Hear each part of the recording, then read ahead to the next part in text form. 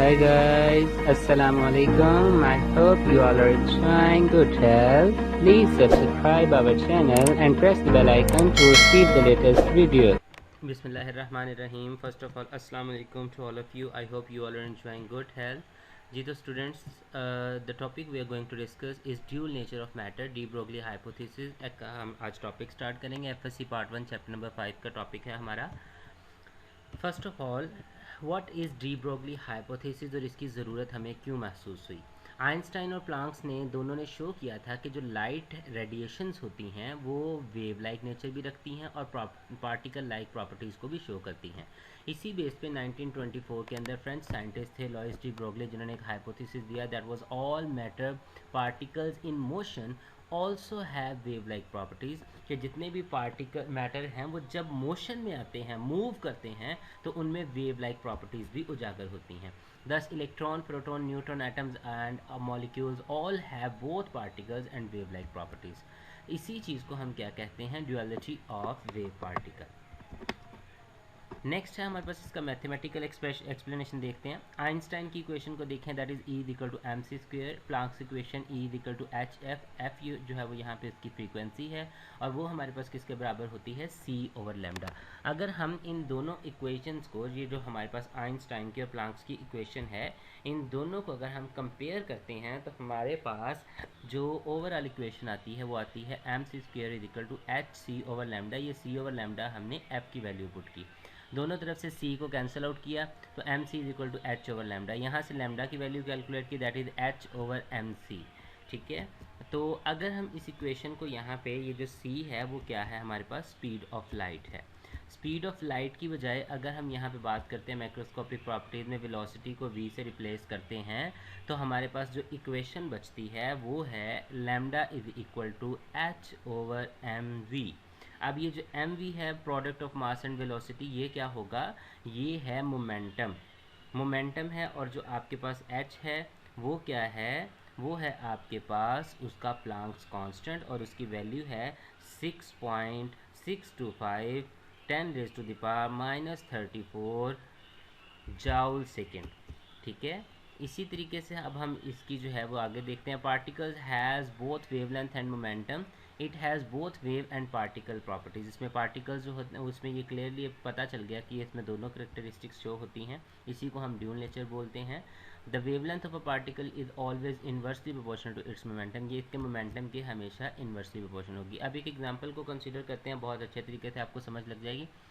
हम कंसीडर करते हैं कि एक इलेक्ट्रॉन है जिसकी वेलोसिटी है 2.188 10⁻6 मीटर पर सेकंड. इसकी वेवलेंथ कैलकुलेट करते हैं. मास ऑफ इलेक्ट्रॉन हमारे पास ये नन है. प्लांक्स क्वांटम की भी वैल्यू पता है, वेलोसिटी भी पता है. लैम्डा की वैल्यू हम यहाँ से इस फार्मूले के अकॉर्डिंग कैलकुलेट करें तो वो हमारे पास है 0.33 नैनोमीटर.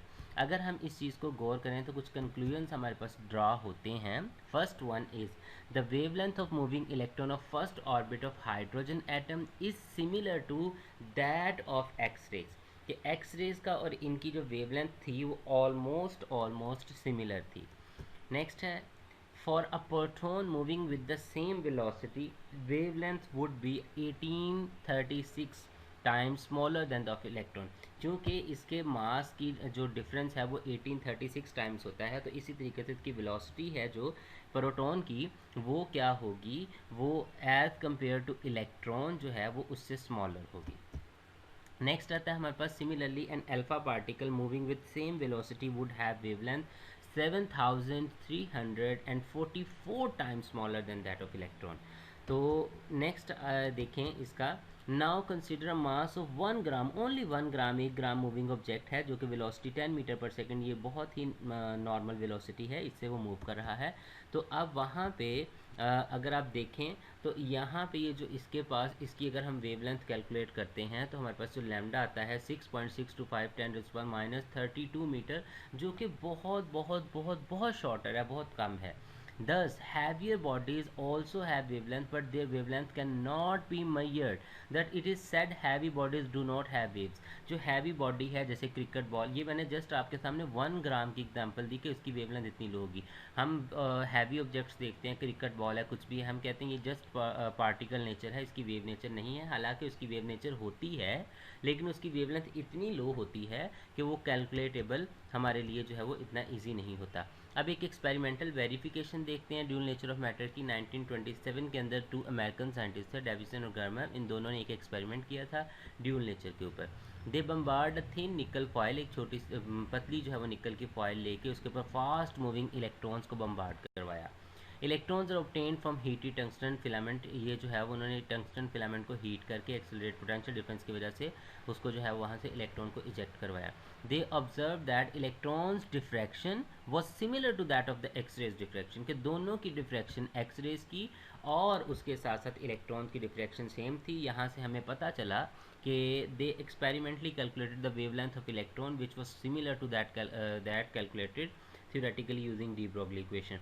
अगर इन दोनों की de Broglie equation को यूज़ किया और एक्सपेरिमेंटली यूज़ किया तो दोनों की अप्रॉक्सीमेटली सिमिलर वेवलेंथ हमें जो है वो मिली। Thus Davisson and Germer verified de Broglie equation and dual nature of electron. इस तरीके से इन लोगों ने क्या किया, डी ब्रोगली इक्वेशन को वेरीफाई किया और इसी वजह से इनको जो है वो नोबेल प्राइज़ भी मिला। और डी ब्रोगली को एक सेपरेट नोबेल प्राइज़ भी मिला था giving the equation of matter waves की इक्वेशन को वाजिया करने के लिए। आई होप आपको इस टॉपिक की बहुत अच्छे तरीके से समझ लगी होगी। किसी भी किस्म की कन्फ्यूजन के लिए कमेंट बॉक्स में कमेंट करें, हमारे चैनल को सब्सक्राइब करें, हमारी वीडियो को ज़्यादा से ज़्यादा लाइक और शेयर करते जाएं। Thank you very much. अल्लाह हाफ़िज़।